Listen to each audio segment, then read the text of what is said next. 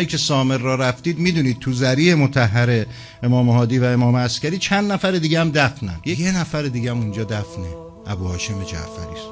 به جرم محبت امام حسن عسکری علیه السلام حکومت وقت ابو هاشم انداخت تو زندون. یه روزی نقل میکنه میگه تو زندان خیلی بهم سخت گذشت. یه نامه نوشتم برای امام حسن عسکری که آقا فکری با حال ما بکنید، ما تو اذیتیم، تو فشاریم، کار بهم سخت شده. میگه جواب رسید از امام عسکری علیه السلام به من که ابو هاشم فردا وقت ظهر تو آزاد میشی. میگه فردا موقع ظهر من از زندان آزاد کردن. تو راه که میرفتم گفتم ای کاش با آقا میگفتم یه خورده پولم بهم بده، من این مدت زندان بودم، الان تو خرجی زن و بچه‌م لنگم. میگه تو همین فکر و فینا بودم، تو خونم بودم، یهو در خونمو زدم، رفتم دم دردم، خادم حضرت اومد یه کیسه پولو بود، یه نامه هم از آقا به من داد. این نامه رو انگار عزیزان امام عسکری علیه السلام الان برای من شما نوشته، همین الان داغه.